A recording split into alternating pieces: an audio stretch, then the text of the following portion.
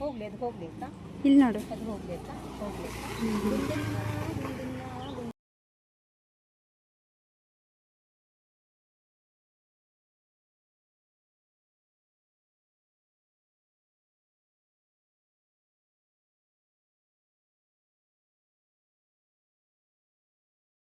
Hi friends, ಎಲ್ಲರಿಗೂ ನಮಸ್ಕಾರ. ನಾನಿವತ್ತು ಕಾಡಲ್ಲಿ ಸಿಗುವಂತಹ ಒಂದು ತರಕಾರಿಯನ್ನು ತೋರಿಸ್ತೇನೆ. ಅದು ಯಾವ ತರಕಾರಿ ಅಂತ ನೋಡೋಣ ಬನ್ನಿ ಫ್ರೆಂಡ್ಸ್. ನೋಡಿ, ಈ ಥರ ಇದೆ.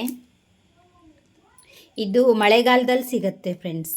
ಹೆಚ್ಚಿನದಾಗಿ ಮಳೆಗಾಲದಲ್ಲೇ ಸಿಗುತ್ತೆ. ಲಾಸ್ಟ್ ಇಯರ್ ನಮಗೆ ಸಿಕ್ಕಿಲ್ಲ ಇದು. ಈ ವರ್ಷ ಸಿಕ್ಕಿದೆ ನೋಡಿ ಫ್ರೆಂಡ್ಸ್. ಇಲ್ಲಿ ನೋಡಿ, ಇಷ್ಟು ಚಿಕ್ಕದಾಗಿದೆ. ಇದ್ರ ಹೆಸರೇನು ಗೊತ್ತಾ? ಕೊಡಸನಕಾಯಿ ಅಂತ. ಈ ಥರ ಇದೆ, ಇಷ್ಟೊಂದು ಸಿಕ್ಕಿದೆ ನೋಡಿ. ಇದ್ರ ಹೂವು ಮಲ್ಲಿಗೆ ಹೂವು ಥರನೇ ಇರುತ್ತೆ ಫ್ರೆಂಡ್ಸ್.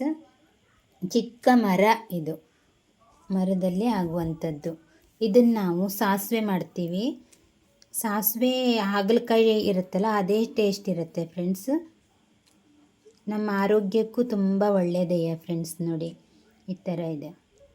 ಮತ್ತು ಇದನ್ನ ಪಲ್ಯ ತುಂಬಾ ಇದ್ದರೆ ಪಲ್ಯ ಮಾಡಿಕೊಂಡು ತಿನ್ಬೋದು. ಹಾಗಲಕಾಯಿ ಟೇಸ್ಟೆಲ್ಲ ಹಾಗಲಕಾಯಿ ಥರನೇ, ಒಳ್ಳೆ ಹೆಲ್ದಿ ಫುಡ್ ಫ್ರೆಂಡ್ಸ್. ನೋಡಿ ಹೇಗಿದೆ, ಖುಷಿ ಆಯಿತು ನನಗೂ.